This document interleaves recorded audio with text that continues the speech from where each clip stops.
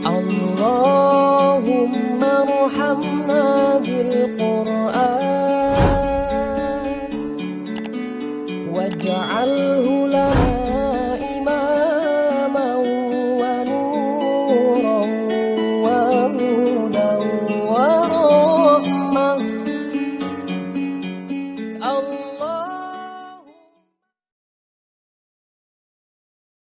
Kita ini kan orang syariat. Memang kelemahan orang syariat itu akeh kok sampean-sampean. Siji mesti ra kramat. Modele ora ada duwe bingung. Rumet. Urip wong syariat lho napa? Dineng bojo wedi, dineng tangga wedi, pengaruhe menurun. Pancen orang syariat itu banyak kriminal tauhidnya itu memang jelas. Mulane kiai-kiai fikih nek ketemu kiai-kiai sing setengah jadah wedi mergo iso nebak atine. Ndekne meriang langsung. Sing kiai ra tau salat keramat padahal ngambungan wong. Sumudina salat pas waktu kok ora tahu keramat. Wong ape buah utang tanggane keramat apane? Sing kono ngawar ngawur sowan pirang. Meriang mulai wong syariat ngadepi wong hakikat napa? Mulane jogeman ge dadi wong syariat sing ngene iku bahaya. Nek kula mboten ngarah. Sampai dadi wong syariat sing ora keramat. Bahaya sekali itu bagi perjalanan agama. Kula sering ketemu kiai-kiai sing terkenal keramat, terkenal keramat di Juwaduk tiang-tiang hakikat. Ditantang kanca-kanca kula wani. Nah, tantang aku tetep rawani kok. Mikir deh. Karena orang yang sama-sama ke jalur hakikat tetap punya alamat, tetap wonten simahum fi wujuhi min asaris sujud. Cara pandangnya mesti sama. Kalau nanti ketemu murid, ya artinya yang ikut aliran Siti Jenar, dia ada sholat, ada apa, hidup di satu tempat gitu. Padahal dia bisa baca ihya. Dulu pernah mondok di Mekah, pernah di Irak. Niku ya meresahkan para kiai. Kemudian sebagian mereka minta saya suruh ketemu. Ya walhasil kalau ketemu. Ketemu pertama ya. Jenengan Gus Ba, tapi zaman Rasul niku teu pernah tak arani muka sapa. Nggih biasa mawon. Kula ora usah kenal jenengan nggih kenal. Dadi nggih kula biasa mawon.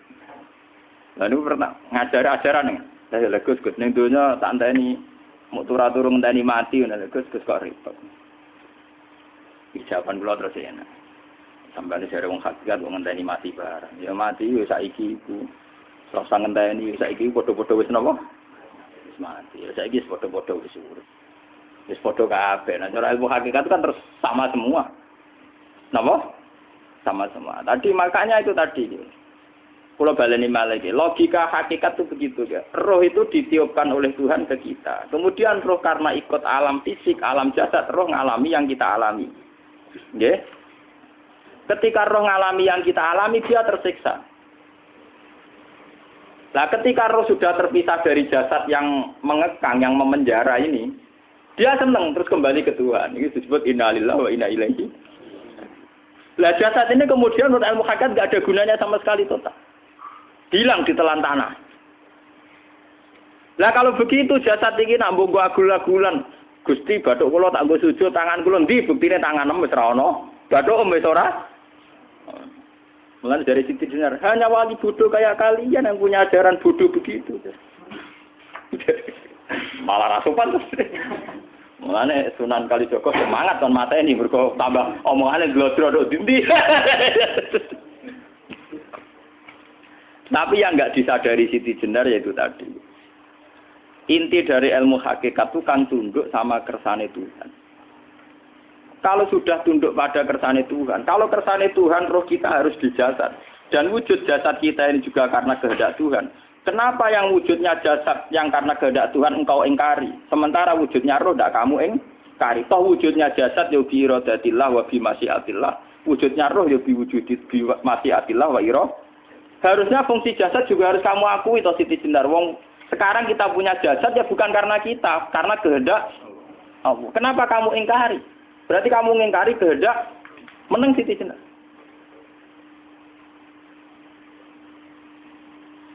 Makanya hakikat yang pertama saya itu pasti khayal. Lah Siti Jenar itu hakikatnya baru yang sampai khayal itu. Jika dia tersesat. Sebetulnya kalau sudah hakikat beneran itu tidak perlu khayal begitu. Artinya tidak perlu khayal jasad kita sing senajan ora ana gunane ini. Tetap piye wae wujudnya karena kehendak Allah. Juga kita harus terima. Apapun kekurangannya, apapun kenaifannya, ironisnya harus kita terima. Ini sebagai bentuk penerimaan kita pada masyiatil. Begitu juga keadaan roh kita sebagai penerimaan atas masih adil. Meskipun ada teori-teori roh yang lebih valid. Lebih valid misalnya begini. Kanjeng Nabi itu suatu saat ininya terputus karena perang Uhud. Itu Kanjeng Nabi dia dolanan dirijine ini. Napa cara napa jari jemari ini Nabi putus. Iki dolanan. Jadi Nabi sendiri kadang sering ngajarkan ilmu hakikat. Hal lagi illa usbun udmiyat wa fi sabilillahi ma lafitu. Kowe iku ora trimo fisik, bentuk fisik jari jemari sing ditetir berdarah. Tapi nak kowe iku wis fi sabilillah ayo wis balik ning habitatem.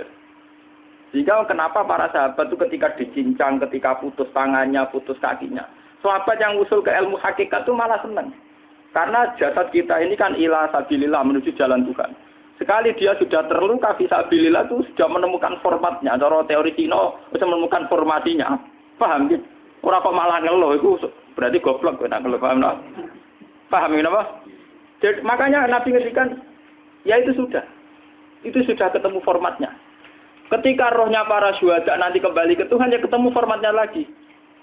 Itu disebut wala taqulu lima yuqtalu fi sabilillahi amma. Dia tidak mati sesuai formasi awal. Yaitu roh kembali ke Tuhan dan jasad ikut mengawal. Nah itu Nabi kadang ya pakai ilmu hakikat begitu. Mulane kula bolak-balik matur, kula nunggis mulai umur 20 tahun napa pinten. Kula nu asline nggih gadah penyakit dan ekstrim penyakit saya. Sampai saat ini kula nak ngobatno ndak lebih 50% nggih karena saya tetap berpikir. Misalnya cara syariat kan berubah, tapi cara hakikat apa betul keberadaan saya di alam ini penting. Sehingga aku kepengen urip tak bela-belani ngantek atusan juta. Jangan-jangan penting mati ku timbang uripku. Lah nek ngono lha apa tak bela-belani? Entek atusan juta. Jadi misalnya kita berobat ya mau ya dari nabi kan berobat ya berobat. Pokoknya kita Islam masih mau geruda-gerudu kadang orang paham.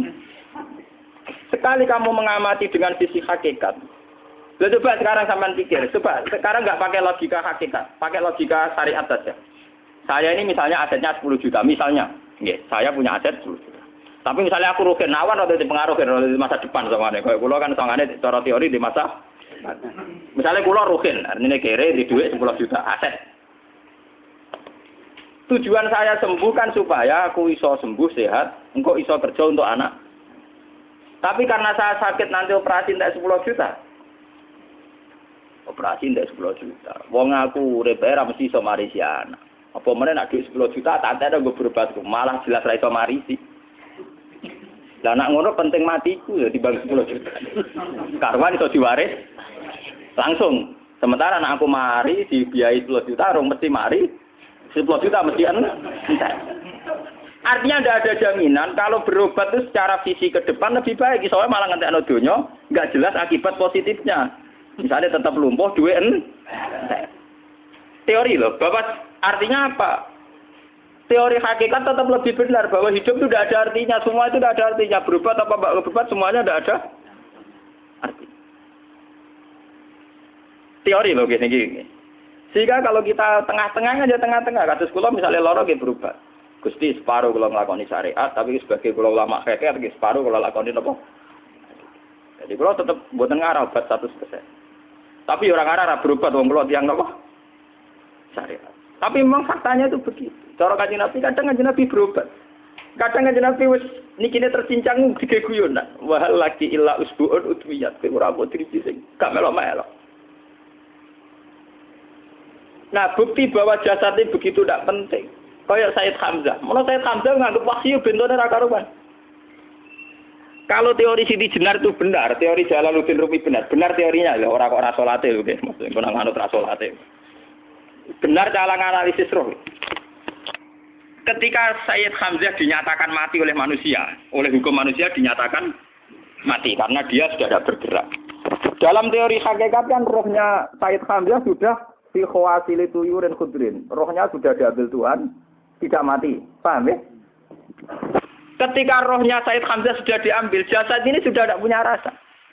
Sekarang secara syariat kasat mata kita tahu, wong jasad nak diinfus, di sayat-sayat dioperasi ora krasa. Apa meneh saiki ruhe wis bisa. Lah ya jasad itu cek gampangnya dioperasi dibius saja terus tidak kerasa. Apalagi rohnya sudah diambil. Nah saya ini bayangkan ketika Sayyid Hamzah itu sudah di atas. Ini kira-kira dulu wahsi rak wong bentuk. Lho wong kok baca igabus. Ketika jasad benar-benar tidak penting, kemudian jasadnya Sayyid Hamzah kan dicincang oleh wahsi. Ketika rohnya sudah diambil kan Hamzah tidak merasakan. Berarti saya Hamzah guyu-guyu wahsi cek pintu nih gabus dicincang. Paham ya? Lho niki tenan. Artinya ketika pandangan manusia iba kepada Sayyid Hamzah karena dicincang dimutilasi oleh wahsi. Wahsi tidak ngalami Pak Sinten, Sayyid Hamzah tidak ngalami apa-apa karena rohnya sudah bersama Tuhan. Dan iso wae Sayyid Hamzah malah guyu-guyu wahsi. Cek goblok gabus kok dicincang. Lah nak ngono rak mirip, makanya dalam hal ini itu dalam teori roh itu sebetulnya Siti Jenar tidak sesat dalam teori roh. Tapi jangan katakan itu penemuannya Siti Jenar. Siti Jenar itu terlambat. Sebelum itu ada Husain Al-Khallas, sebelum itu ada Jalaluddin Rumi, sebelum itu juga ada sahabat, ada nabi. Cuma cara aplikasinya Siti Jenar melenceng. Jadi jangan katakan kok tak kampus-kampus, itu pendapat Siti Jenar itu malah goblok meneh. Siti Jenar itu sanut, paham nggih maksud apa? Wis anut. Nah, teori yang sama terjadi pada Yesus Kristus. Ketika Yesus misalnya secara lahir dicincang, dimutilasi, diapakan oleh orang Yahudi. Sebetulnya rohnya dia sudah bersama Tuhan, kembali ke Tuhan Bapa, nah cara Kristen. Nah cara Islam ya balik ning pangeran.